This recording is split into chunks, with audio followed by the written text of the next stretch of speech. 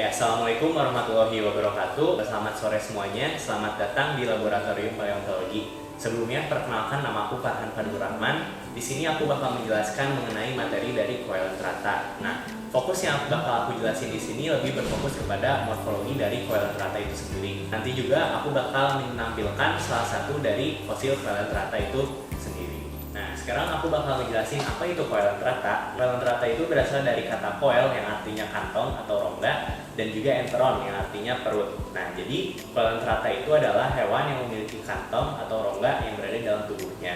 Coelenterata ini merupakan binatang air yang mayoritas hidupnya berada di perairan laut. Coelenterata ini memiliki jumlah yang sangat besar dan juga beraneka ragam bentuknya.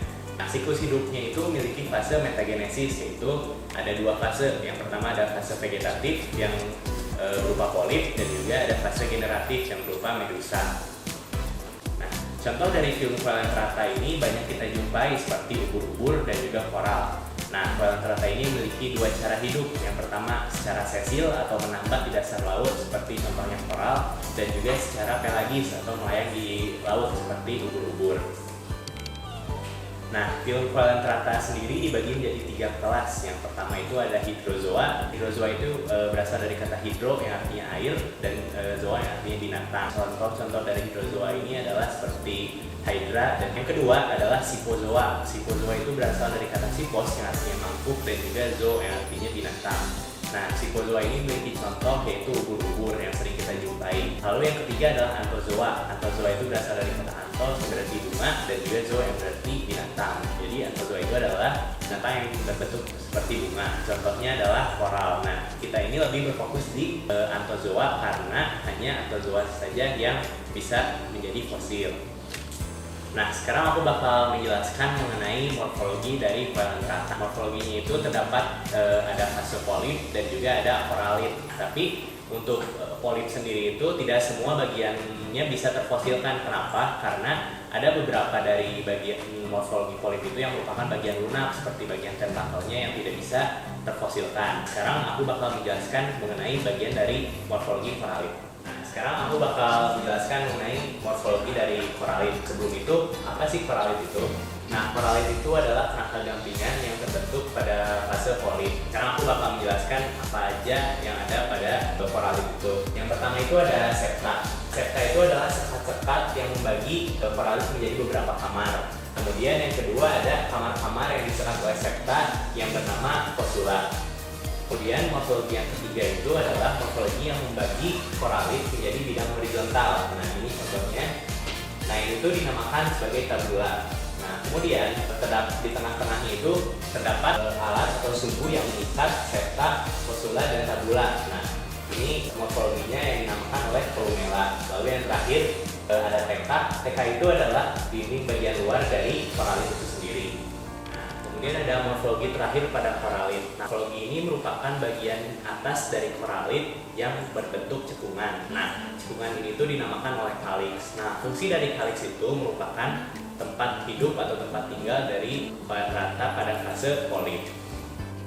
Nah, sekarang di sini aku bakal menjelaskan mengenai klasifikasi dari kelas anthozoa. Klasifikasinya itu berdasarkan apa sih? Klasifikasi anthozoa itu diklasifikasikan berdasarkan dari ukurannya, dari bentuknya, dari sifat koralitnya, dan juga dari jumlah septanya. Yang pertama, aku bakal menjelaskan mengenai tetrakoralla. Nah, tetrakoralla sendiri ini memiliki jumlah septa utama berjumlah 4. Nah, septa ini membagi koralit menjadi 4 bagian yang sama dengan sudut 90 derajat, sehingga koralit terbagi menjadi 4 kuadran.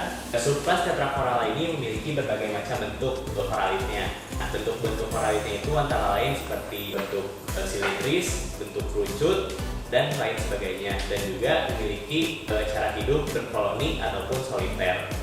Nah, sekarang aku bakal menjelaskan mengenai subkelas anthozoa yang kedua, yaitu subkelas Hexacoralla. Hexacoralla ini muncul pada zaman Mesozoikum dan juga memiliki cara hidup secara berkoloni ataupun soliter. sekarang aku bakal ngejelasin apa sih yang membedakan antara subkelas Tetracoralla dan juga subkelas Hexacoralla. Perbedaannya itu terdapat pada septa utamanya. Apabila septa utama Tetracoralla itu memiliki jumlah septa utama 4 dan membagi koralit menjadi 90 derajat. Sedangkan untuk Hexacoralla memiliki jumlah septa utama 6 dan membagi koralit menjadi 6 bagian yang sama besar, yaitu 60 derajat. Sekarang aku bakal menjelaskan mengenai pertumbuhan dari septa-septa yang ada pada subkelas Hexacoralla. Septa yang pertama tumbuh pada subkelas Hexacoralla itu adalah septa utamanya yang berjumlah 6 ini. Nah, septa utama ini tumbuh untuk membagi koralit menjadi 6 bagian dengan sudut 60 derajat. Nah, kemudian septa kedua atau septa sekunder tumbuh, yang tumbuhnya itu berada di antara septa utamanya atau protosepta. Terakhir terdapat septa ketiga atau septa tersier. Nah, septa tersier ini tumbuh di antara septa utama dan juga septa kedua atau septa sekunder. Nah, di sini aku bakal menampilkan salah satu contoh dari fosil Coelenterata, yaitu fosil dari Rugosa. Fosil dari Rugosa ini merupakan termasuk ke dalam subkelas Tetracoralla. Nah, bisa dilihat di sini terdapat beberapa sumbu utama yang bisa terlihat di fosil ini.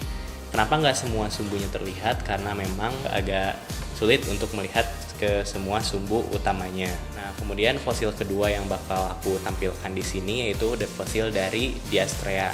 Fosil dari Diastrea ini termasuk ke dalam subkelas Hexacoralla atau subkelas yang memiliki jumlah septa utamanya 6 dan membagi koralit menjadi 60 derajat sama besar. Di sini bisa dilihat, mungkin agak sulit untuk melihatnya, tapi Diastrea ini termasuk ke dalam subkelas Hexacoralla. Oke, sekian penjelasan materi dari film Coelenterata. Semoga membantu dan juga bermanfaat bagi kalian. Wassalamualaikum warahmatullahi wabarakatuh.